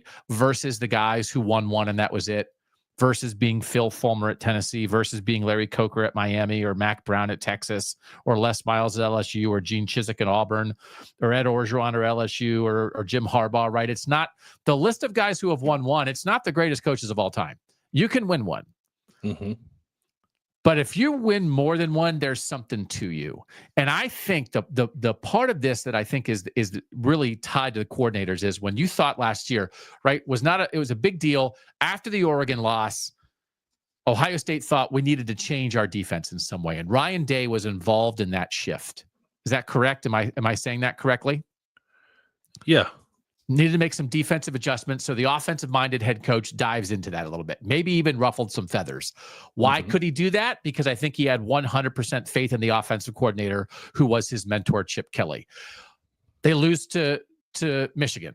What happens? Ryan Day has a players' meeting the Monday after the Michigan game that everybody points to as the turning point of Ohio State revving up for that playoff run to the national championship. So they lose 2 games last year. And both times they lost, Ryan Day dove in. And he dove in not offensively. He dove in not with the expertise that got him the job. He dove in as the head coach. He dove in to solve problems. He dove in holistically. He dove in from a big picture standpoint. And I think he was able to do that in part because he had given up play calling duties, but not just that he gave them up, but he gave them up in a way that he knew he could give them up and not have to be looking out the side of his eye at Chip Kelly. And nobody can beat Chip Kelly for Ryan Day. Because if you're going to be Chip Kelly for Ryan Day, you better go back to high school and walk into his high school when he's a 17-year-old quarterback and say, I want to recruit you. So unless you're dropping some Marty McFly stuff on us here, you can't be Chip Kelly to Ryan Day. That's not an insult to Brian Hartline, but he can't be Chip Kelly. And I have fewer questions about the ability of the offense to function with Brian Hartline calling plays and Ryan Day right there than I do about the ability of Ryan Day to function at the highest level as a head coach when he can't trust Brian Hartline as a first-time play caller the same way he trusted Chip Kelly. Now, it seems like he trusts Brian Hartline a lot more than he did the first time they maybe thought about Brian Hartline. Right? So that's great. It's increased trust from before, but it can't equal Kelly trust. And what will that mean to Ryan Day as a head coach? I'm super interested in that. I'm not doubting it, but I think it might be the story of Ohio State season. Yeah, but I'm like, I don't know. Like, so last year, Ryan Day, like the thing he said in the playoff is like, he sort of removed from a lot of the responsibilities that take you away from football.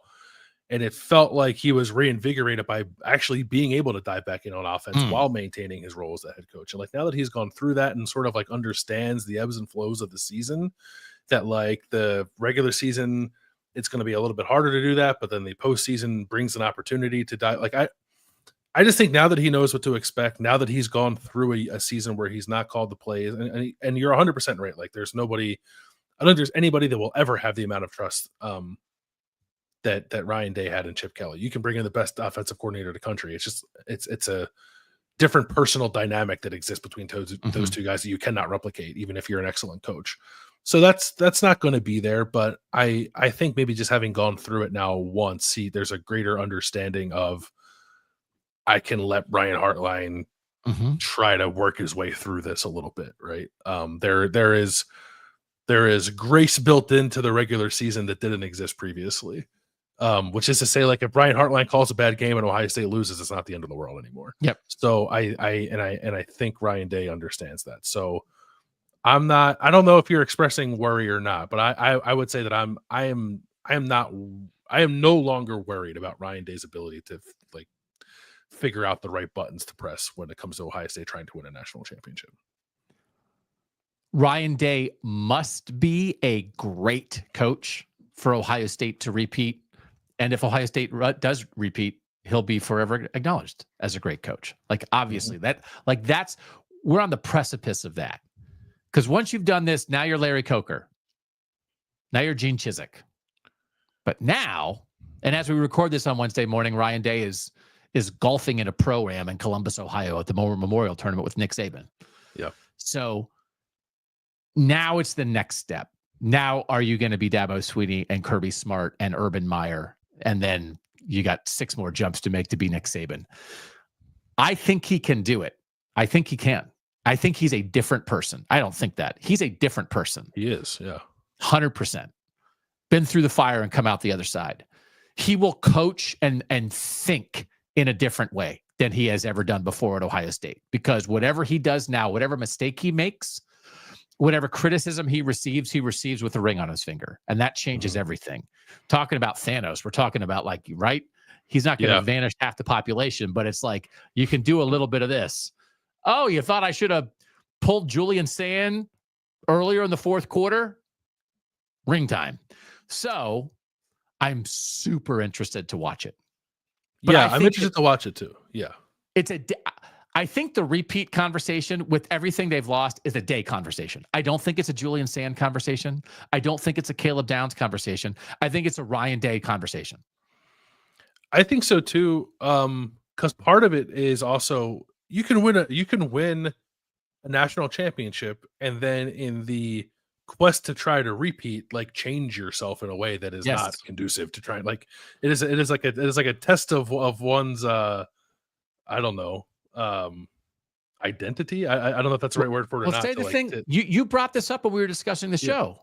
Urban Meyer in 2015 trying to repeat. Yes. He called it the grind. He basically got the team together after they won a national title and said, you know what, trying to win it again, that's gonna suck.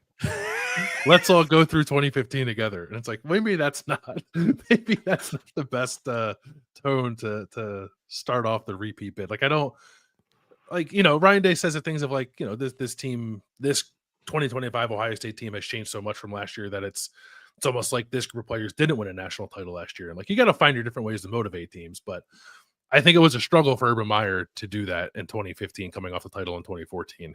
And I don't know that I'm worried about Ryan Day encountering the same struggles. I think he's there's like a little too much humanity there, maybe. It's interesting to look at the coaches that have done it, right? It's Nick Saban, Pete Carroll, and Kirby Smart. And, like, Saban's one of one, he's his own thing. But I think maybe Pete Carroll could be an interesting comparison for Ryan Day. Like, excellent football coach, but, like, his ability to connect with people is, like, part of his superpower. And I think Ryan Day might have that. We'll dive into this more in the KOTN Showdown. 8 returning starters for Ohio State. That's just not a lot. Now, they also return 2 of the best players in college football in Jeremiah Smith on offense and Caleb Downs on defense, and that really helps. But just, like, acknowledging, and I had that in my head of going through every defending champ, how many returning starters were you? But now you're going like trying to find how many returning starters Florida State had in 1999. Is like the internet didn't exist back then. This is not a lot. And we also have to acknowledge this. And I think it's possible, and they're going to find out right away with Texas in week 1. I think it's possible that right away it's like, oh, wait, no, there are holes there. Okay. Like, I don't know, like linebacker, I'm not so sure about this, or secondary, or, oh my gosh, like offensive interior, possible. right? Their run game. I don't know if they're going But to. I They think sure it do could be miss good. Quinshon Judkins. I think it could be good for Ohio State to open with Texas and find out about itself right away. Which goes back to our in 2001, Ohio State could have knocked itself out of the national championship race by getting boat raced by Texas at home in week 1. Mm-hmm. And now that can't happen. So, but they do have some stuff to figure out. And again, like they figured some stuff out of against Oregon in the middle of the year and fixed it enough to like go ahead and win the national championship. This is, and Ryan Day has talked about this since he got here, but they just are playing a bunch of guys. They're not playing young guys necessarily. They're just playing a bunch of guys who have not started and who have not been relied upon. And that feels like a different dynamic for Ohio State too, because usually when the roster turns over like this, you're like, okay, sophomores, go show us you're ready. It's actually that 2022 recruiting class is they're all seniors. They're being asked to step up and they're pretty amazing. There actually aren't a ton of guys left over from that 2022 class, but there are a handful of third and fourth year guys who are getting handed the reins as opposed to freshmen and sophomores, as it typically is. But we just have to acknowledge that it's 8 starters, right? That's a lot. It's only 8 starters. That's a lot to replace. The schedule. This obviously matters. Texas, Grambling, Ohio, then at Washington, Minnesota, at Illinois, at Wisconsin, Penn State home, at Purdue, UCLA, Rutgers, at Michigan. And looking at the defending champs who stumbled along the way, a common theme, and again, what a surprise, there were some really good defending champs who just lost road games to good teams. The Alabama team that lost 3 games the year after it won the national championship lost 3 road games all to ranked teams. And so you look at this, like it's, so you're now, so does Ohio State have that? We're intrigued by Washington. They're not going to be ranked. At Illinois, like is Illinois kind of good or really good? Curious. Is Wisconsin back? I don't know. And then I don't know that we can have a handle on what Michigan's going to look like by the end of the year, but it's certainly possible that Michigan's pretty darn good by game 12. But their 2 toughest games, the 2 highlight games, maybe the 2 biggest games of the regular season are both at home. Texas and Ohio State, and Texas and Penn State. Not just the biggest of Ohio State's. Of course, it's Ohio State's biggest regular season games. It could be, it's arguably the 2 biggest games of the college football regular season, or Ohio State, Penn State, and Ohio State, Texas. So those are 2 bangers, man. And Ohio State could be awesome and lose to Texas and Penn State. Ohio State could be the 3rd best team in the country in the regular season and head into the playoff ready to roll at 10-2 with 2 losses to those teams. So again, like if we were doing this in the old world, you could look at this schedule and be like, holy moly, I don't think they can repeat because they got to play these 2 teams, even though they're at home. Instead, you can look at it and say, yeah, those are tough games, but they could lose them and still have everything in front of them.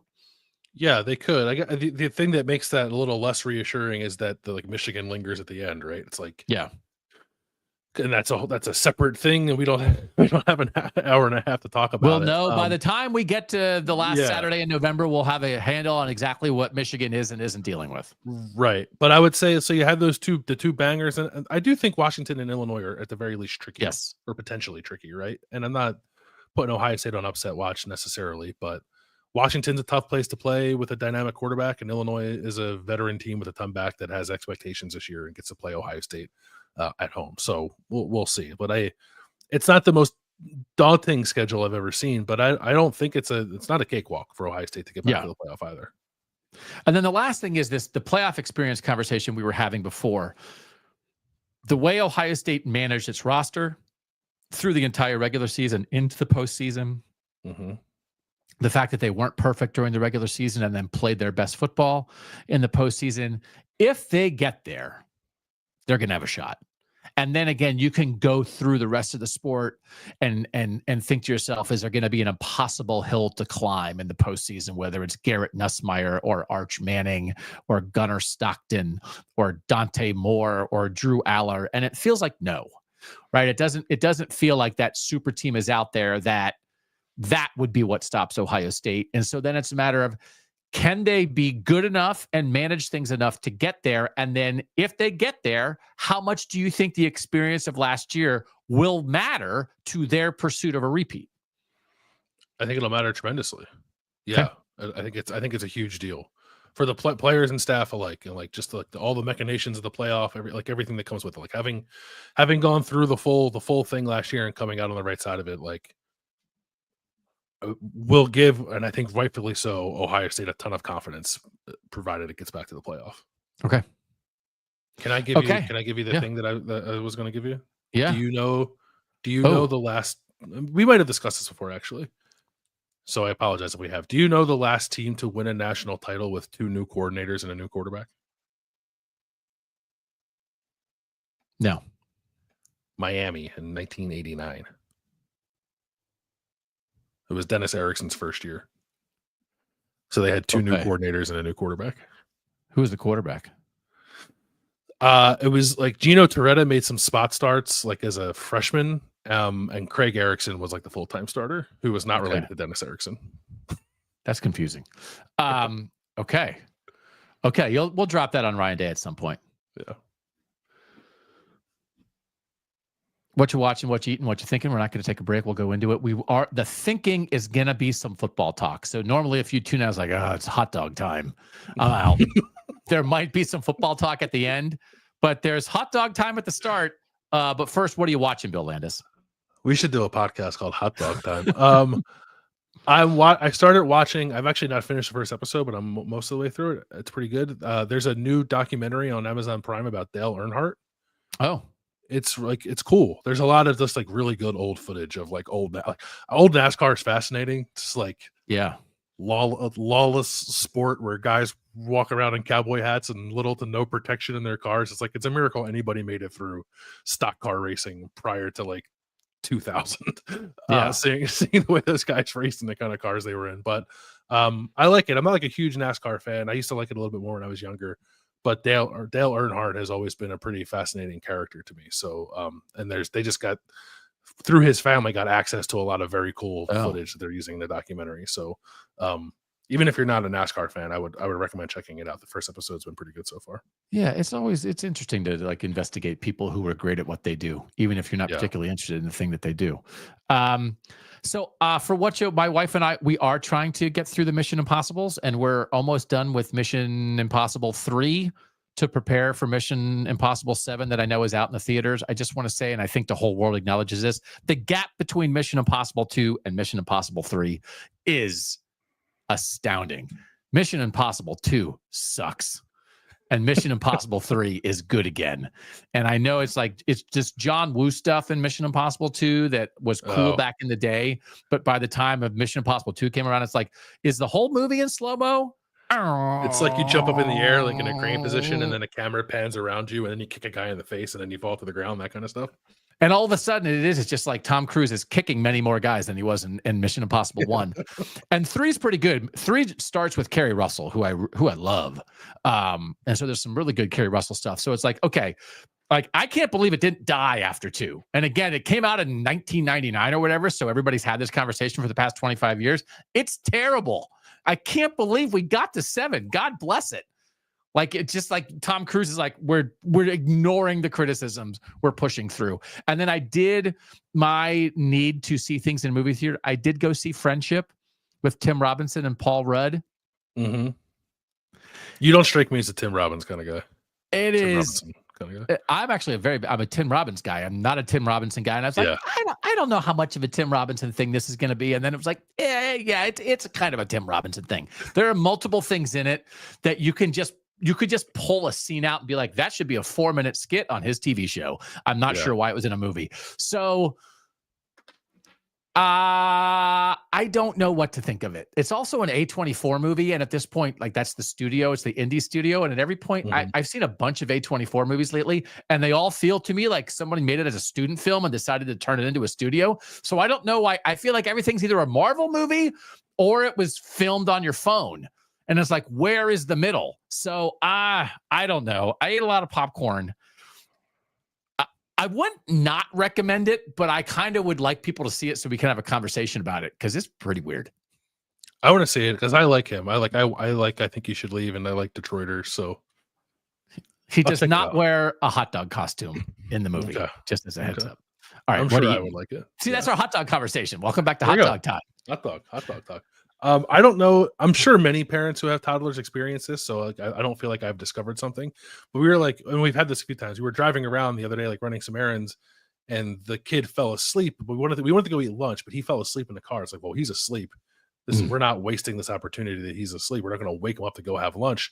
So we just pulled into a Taco Bell parking lot, and my wife and I just ate cheesy gordita crunches while he slept in the backseat of the car. And I would like to. I don't know where the cheesy gordita crunch ranks in the top 10 fast food items, but that experience, it was just a really good cheesy gordita crunch. I think I'm gonna put it like at the very least in the top 10. I might put it in the top 5 of like singular fast food items when it's done right. It's pretty great. Yeah. That should really be a fast food commercial, though, is parents with a young child driving around and then they don't want to wake the child up and they go eat a gordita crunch. That's much more than compelling than like those 2 guys in the Sonic commercial who are like, we're crazy, we're eating the tots. It's like, no, that's like a family and you're trying moment. to like open the wrapper in a way that doesn't disturb the child. Yeah. Talking about Mission Impossible. Then you can eat the crunch and wake up your kid, and that would be like, oh, is the crunch worth it? How crunchy is the crunch? When you have crunch in the name of the thing, I'm expecting some good crunch. How crunchy is it? It's crunchy because it's a flour tortilla wrapped around a hard shell tortilla. So you get it's a texture thing you get there that I find quite pleasing. I gotta go to. That's the thing. I think I had that at Moe's, and I was like, "This is awesome." I was like, "What is this?" And the guy was like, "Oh, it's like a cheesy gordita crunch." And I was like, "What?" So I think I've had it stolen from Taco Bell at other places, but that soft wrap on a hard wrap, because you can't at a Mexican fast casual or fast food place, you can't get a soft tortilla crispy. And I don't like it like when my quesadilla is like super mushy, right? And so, but it's like they solved that problem, right? Because they put the crunch inside of it, so you're not only relying. Yeah. You get the same thing with the Crunchwrap Supreme. Can you imagine? Same idea. Yeah. The people out there who are just doing things to make our world a better place, God bless them, right? Yeah. Yeah. That's why we do this show, so that the person who invented the crunchy gordita crunch cheese wrap on their drive home from work can listen to a little college football show. That's right. Smoked meat. Been going to graduation parties. And at our graduation party for my daughter, we just got a Chick-fil-A nugget tray. Can't go wrong. But have been to other graduation parties where the food has been lovely, and some people make their own food because they're competent. And went to a smoked meat party where it's just like trays of pulled pork. And I know this dad, he's got the smokers in his backyard. And I can't tell if that, because is smoking meat a very passive activity that you just buy a hunk of meat, you put it in the smoker, you walk away for 28 hours and come back, and then meat's falling off the bone? If it's that, I think I could do it. If it's more active than that at all, I'm definitely out. But this dad's grad party food made me smoke meat interested. I think I've never done it myself, but from what I understand, it is a fairly passive activity. You might need to go back periodically to check on temperature, or I don't know, hit it with some kind of brine or something like that. Okay. But it's not like you're not standing by your smoker for 5 hours while your pork shoulder cooks. And then the meat just falls off, right? Because that's the best kind of meat. Yeah. I'll eat shredded anything. Yeah. Right? Everyone agrees on that. Yeah, I would eat most things shredded. Yeah. Yeah. I'd eat like a shredded turtle. I'd eat like a shredded baby robin, right? If it was falling off the bone and you just get in there. A baby. Yeah. I just get in there with the fork and pull it off, and it's just like sliding off. It's like, oh my God, I didn't think I'd enjoy this baby robin, but cooked like this, now I feel like I'm in danger of getting a meat smoker and just gathering up the birds in my yard and throwing them in there and coming back in 28 hours and being like, I'll tell you what, this blue jay, you smoke a blue jay, you are good to go.